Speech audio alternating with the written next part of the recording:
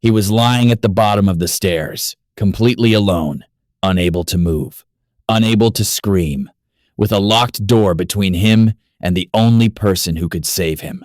And the only living thing that stood between Robert Hayes and death that afternoon was a dog he almost didn't stop to pick up. But we'll get to that. If you've ever lived alone, truly alone, not the kind of alone where you just want some quiet on a Sunday afternoon, but the kind of alone that greets you every single morning when you open your eyes and the house is so silent you can hear your own heartbeat, then you already understand Robert before I even describe him. Robert Hayes was 60 years old, retired, widower, a man who had spent the better part of 4 decades building a life, raising 3 kids, working a steady job, loving a woman who was taken from him far too soon. And now, after all of that, after all the noise and the chaos and the beautiful mess of a full life, he was living in a bungalow by himself with nothing but routine to keep him company. His son Daniel had a family in Ohio. His daughter Carla had moved to Atlanta 3 years ago. Melissa, his youngest, called every Sunday sometimes. And Robert never complained. Not once. Because that was the kind of man Robert was. The kind who carries his pain quietly, like a stone in his pocket that he never lets anyone see. He had high blood pressure. Had it for years. Took his medication every morning with a glass of water and a piece of toast. Sat in his chair by the window and watched the neighborhood wake up. That was his life. Quiet. Predictable. And if you asked him, he would tell you he was fine. He would smile and say he was just fine. But here's what fine people don't tell you. Fine is just another word for surviving. The night Robert found Max. Now, before I tell you what happened on that Tuesday afternoon that would change everything, I need to take you back about 7 months. Because nothing about this story makes sense without this part. Robert was walking home from what had been one of the most emotionally exhausting days of his year. It was the kind of day where everything just weighs on you, where the sky feels lower than usual, and your feet feel heavier with every step. He had his jacket collar turned up, his hands stuffed into his pockets, and his eyes on the ground. And that's the only reason he saw it. Tucked between a trash can and the corner of a chain-link fence was the most pitiful-looking creature Robert had ever seen in his life. A dog, medium-sized brownish gray, ribs showing through matted, filthy fur. The dog wasn't barking, wasn't growling. It was just sitting there, still. Like it had been sitting there so long it had forgotten that moving was even an option. Its eyes were sunken, and when Robert stopped and looked at it, the dog didn't run. It just looked back at him with this expression that Robert would later describe to his friend Gary as the saddest eyes he had ever seen on any living thing, and something in Robert's chest cracked open. He crouched down slowly. Extended his hand. The dog flinched just slightly, the instinct of an animal that had been let down too many times. But Robert didn't move. He just stayed there, low and patient, hand out, waiting. And after what felt like a full minute, the dog stretched its neck forward and sniffed his fingers. Robert brought him home that night. He gave him a warm bath, and the water that ran off that dog was the color of mud. He wrapped him in an old towel, sat on the bathroom floor with him, and just held him while he shivered. The next morning, he took him to the vet. Turned out the dog was malnourished, had a minor infection in one ear, and had clearly been wandering for days, possibly longer. No chip, no collar, nobody looking for him. Nobody coming back for him. Robert named him Max, and for the first time in longer than he could remember, Robert Hayes did not come home to an empty house. A bond that goes beyond words. Now here's what nobody tells you about rescued animals, and I want you to really hear this. They know. They know what you did for them. Not in the way humans know things, not with words or logic or conscious thought, but in that deep, cellular, unshakable way that goes beyond anything we can fully explain.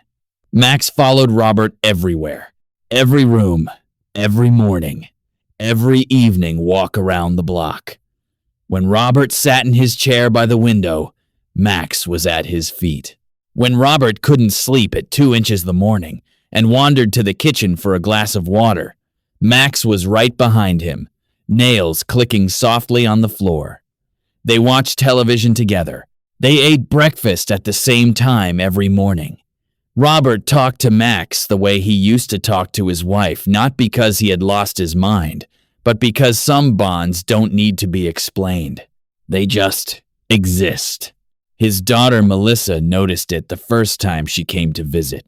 She said, "Daddy, that dog looks at you like you hung the moon." And Robert just laughed. But he knew she was right. He had saved Max. And in every small, quiet way, Max was saving him right back. Neither of them knew yet just how literally that would one day be true.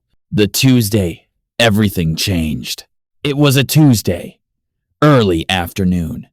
The sky outside was clear, the kind of fall day that looks warmer than it actually is through a window. Robert had just finished lunch, a sandwich, a glass of juice, his afternoon medication, and he was upstairs in his bedroom looking for an old photograph that Gary had asked about. Gary Mitchell had been Robert's closest friend for over 30 years. They'd grown up on the same street, worked similar jobs, buried their fathers the same year.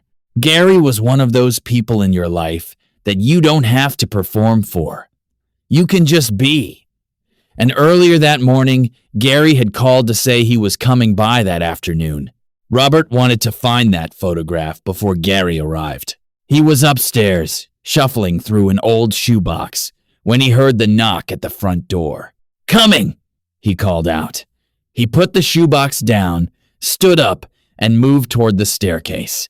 He was moving quickly because he didn't want Gary to wait too long. And that right there, that small, ordinary rush, that completely human moment of not wanting to keep your friend standing at the door, that is what changed everything. His foot caught the edge of the top step.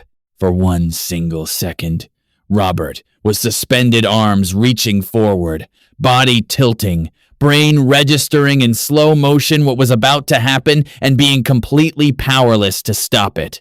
And then he fell. Not a stumble. Not a slip where you catch yourself on the railing. He went down hard, tumbling down the staircase in a way that seemed to take forever and no time at all simultaneously. His shoulder hit one step. His head caught the wall. His back twisted in a way that sent a white-hot bolt of pain through his entire body. And then he hit the bottom and everything went quiet. Robert Hayes was lying crumpled at the foot of his own staircase, 60 years old, hypertensive, completely alone inside a locked house, and he could not get up. Max! He tried. God! He tried. He moved his fingers first they worked. He tried to push himself up, and the pain that screamed through his shoulder and back told him immediately that pushing was not an option. He opened his mouth to call for Gary, and what came out was barely a whisper. His head was swimming. His vision was doing something it had never done before, a pulsing, narrowing kind of blur that told him, in a language older than words, that his body was in serious trouble. His blood pressure, already a daily battle, was doing something terrifying in response to the trauma and the shock and the pain. He could hear Gary knocking at the front door. The door was locked. Robert's phone was upstairs on the bed where he'd left it when he went looking for the photograph. The front door had a deadbolt that locked automatically. There was no one else inside that house. No neighbor with a spare key close enough to matter. No child within driving distance who could arrive in time. There was only one living thing in that entire house who could do anything, and Robert used every ounce of breath he had left to push the sound out of his throat. Max. It came out barely louder than a whisper, but it came out. Max had been in the back room, his favorite afternoon spot, where the sun came through the lower window and warmed the floor in a way that he clearly found deeply satisfying. But the sound of Robert falling, that violent, crashing, wrong sound that no amount of afternoon sun could compete with, had already sent Max scrambling to his feet. He came around the corner into the hallway and stopped. And what Max saw in that moment, we will never fully know. We will never know exactly what a dog processes when they find the person who is their entire world crumpled on the ground, unmoving, making sounds that are too small and too wrong. We don't have access to that. But what Max did next, we know exactly what Max did next. Because Gary was right there at that door to witness every second of it. Max went to Robert first. He nudged him with his nose. He licked his face. He whined in a way that Gary said he could hear faintly through the door, this urgent, desperate sound. And then, and this is the part of this story that will stay with you, Max turned toward the front door. Now, Max had watched Robert open that door hundreds of times. Had seen his hand reach for the handle, seen the mechanics of it, the way it worked, the way the door swung open afterward. Dogs are watchers. They study us. They catalog us in ways we don't always give them credit for. And Gary, standing on the other side of that door, said he heard the scratching first, then something that sounded like a pawing at the door handle, then a clicking sound, and then, slowly, impossibly, the door opened. Max burst through, like everything in him had been building toward this one moment his entire life. He grabbed Gary's sleeve, literally took the fabric of Gary's jacket in his teeth and pulled, and then released and ran back inside. And Gary, to his credit, followed without hesitation. He found Robert on the floor, called 911, and while they waited for the ambulance, Max lay down, pressed against Robert's side, unmoving, steady, like a warm anchor keeping him connected to the living world. Robert woke up in the hospital to the smell of antiseptic and the sound of a monitor beeping steadily beside him. Gary was in the chair next to the bed, and when Robert opened his eyes, Gary leaned forward and said, "Welcome back, brother." Robert's first words were, "Where's Max?" Gary smiled. He said, "He's outside with the nurse who fell in love with him in the parking lot. He's fine. You're going to be fine." And then Gary told him everything. Every detail. The sound through the door. The handle. The sleeve. The way Max had refused to leave his side until the paramedics loaded Robert onto the stretcher, and even then only stepped back because Gary promised him he'd bring Robert back. Robert listened to the whole story without saying a word.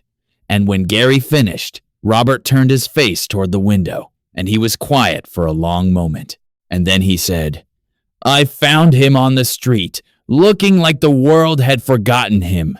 I just couldn't leave him there, Gary. I just couldn't walk past."